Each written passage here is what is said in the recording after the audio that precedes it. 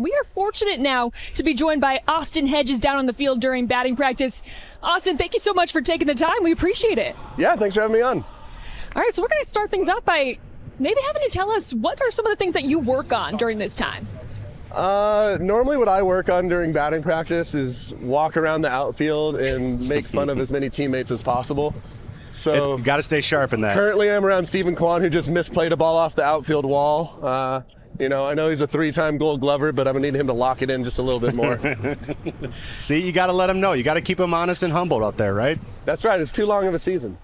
Well, Austin, catchers like you are nearly impossible to catch up with pregame because you guys have so much going on during a game. So I was wondering if you could take us through a little bit of what your game day looks like. Well, it depends on what day of the series it is. So day one is a pretty long day for catchers. Me, Bo, and Fry, we get there, pretty early, and that's when we do our scouting reports against the opposing hitters. That takes maybe an hour and a half or so, and then we take that information into a coach's meeting with manager, bench coach, and all the pitching guys, and we talk about what we see, and then they talk about what they see, and then we kind of bring it all together and formulate a game plan for how we're going to attack the opposing hitters. Now I hear you want to have more meetings, right? Honestly, man, meetings can be tedious, but meetings win ball games. So we take a lot of pride in them here, and we take them very seriously, and we have a lot of fun with them too. It's not just just talking baseball and numbers and stuff. We have some fun videos, and we keep it light in there. Over the years here, I feel like we've won a lot of games from being more prepared than the other teams. Now, I'll ask you this from a hitter's perspective. When you go into a meeting or when you're looking at the starting pitcher that day and you're in the lineup, do you look more towards his arsenal, his out pitch? Are you looking for our arm angle and velo? What is the real things that you key on when you get your plan for that night? The main thing I'm trying to do is I'm pretty much always trying to stay on the heater for the most part. So I got to know what type of heater that guy's got and try and take that thing away.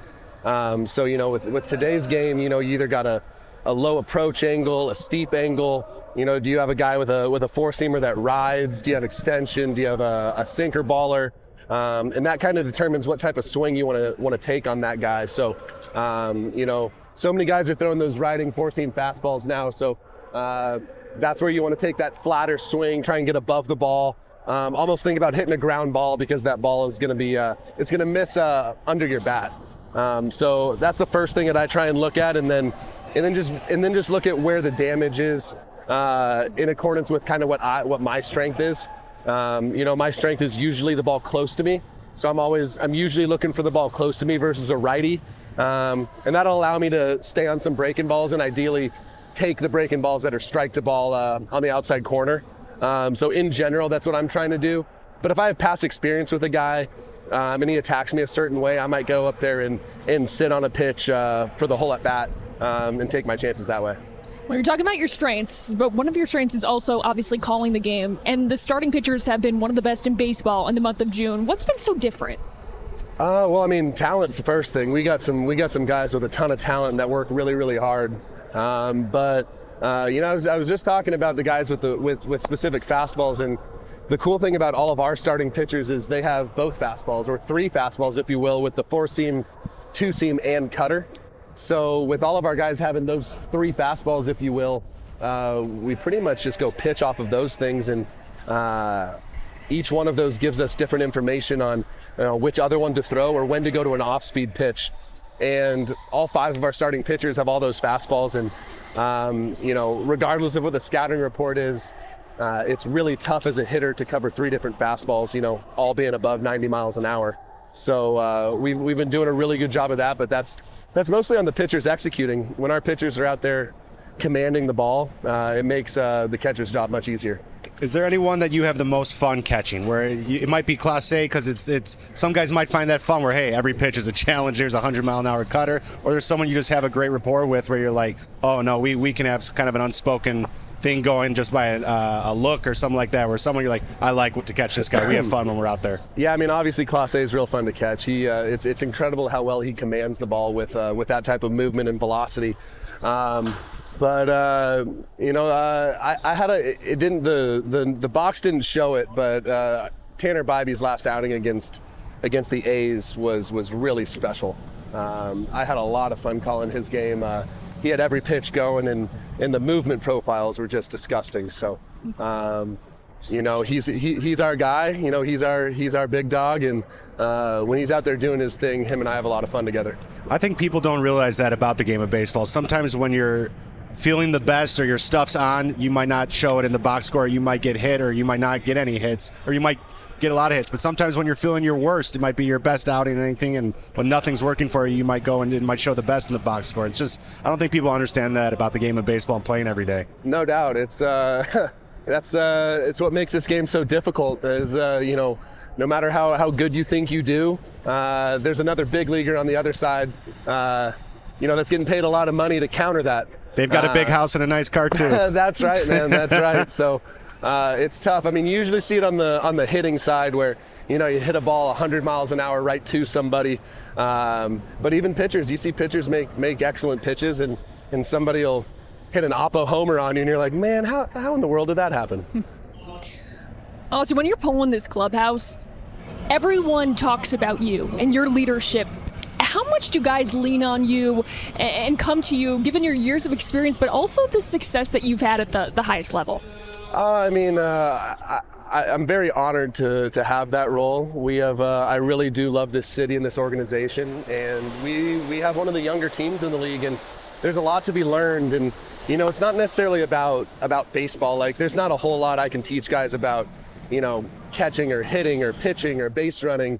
But the one thing that, in my own struggles personally, I've been able to come up with some good strategies to how to overcome that, to how to respond when the game isn't necessarily rewarding you. And I think that's a big thing for the young guys to realize. There's so much that's out of your control, and if you just stay within the stuff that you can control, and your focus is on winning the game, I think it makes you a better ball player, but it gets you away from yourself, and you don't feel that pressure and that stress. And any ball player that's out there playing free and confident, is just a better version of themselves.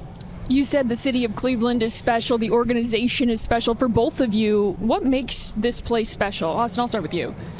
It starts with the city. It's such a great sports city. Like, I grew up in Southern California, and it's not the greatest sports city. It's everybody's kind of a bandwagon fan, or a lot of people are not from Southern California. They might have moved from Boston, so they're a Red Sox fan, or they moved from New York and they're a Yankee fan. But in Cleveland, if you're from Cleveland, you're a Guards fan, you're a Browns fan, you're a Cavs fan. Every one of them is. And when they show out here, it's one of the most fun places to play, and then the organization just has the best people. Regardless of wins and losses, when you show up happy to work every day, you look forward to seeing the group of guys that you're around. It just makes life in general so much better. I'm going to echo that. I think playing for a big market team or a much bigger city, you can kind of hide away. You can get away from baseball, so that might be a nice thing. But when you come to Cleveland, there's no hiding here. Everybody knows who you are everywhere you go. They don't want to talk about some new restaurant. They want to talk about your game. They want to talk about last night's game. And this whole city has probably watched it. So whatever sport it is, they know what their athletes are and who they are. So there's really no hiding in this city, and kind of keeps you on your toes, because you're really never off the clock in this city, but it also locks you in for longer. Austin, you brought up your Southern California roots, so I need to ask, what can you tell us about the OC Aztecs and the pipeline to Major League Baseball? I mean, that was, those are the glory days. Back when you just showed up and won games just because you were better than people. It's not the same I miss those now. days. But my goodness, we had some good ball players, and it was super cool to be able to be coached by my dad, and just the way that he coached and led these kids to see where they are now is super cool, and it speaks it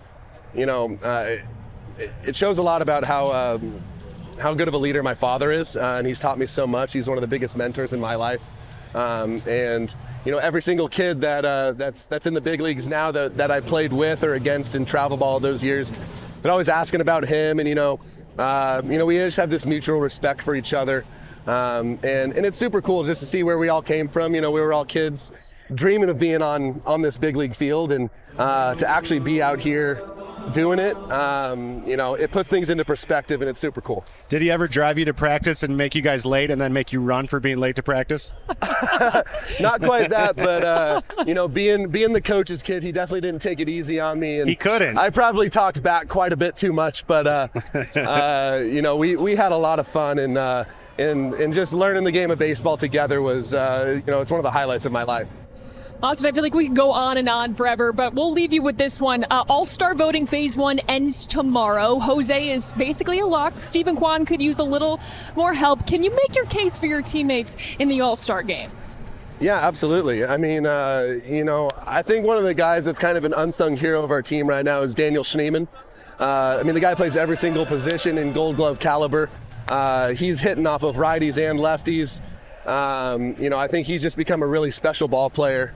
But I'm thinking about our bullpen. Our bullpen's one of the best in the league the last couple years. And, everybody knows about Emmanuel Clase, obviously, but Cade Smith has kind of been, one of the best relievers in baseball for the last 2 years. And I feel like he deserves to be in that game. No question. Well, Austin, we appreciate you taking the time. Thank you so much. Really cool perspective and really cool opportunity to hear him talk now through BP. He's great. I think, Austin, you'll agree with this. I think we would have been great friends if we were teammates. I totally agree. I've heard that from a lot of people.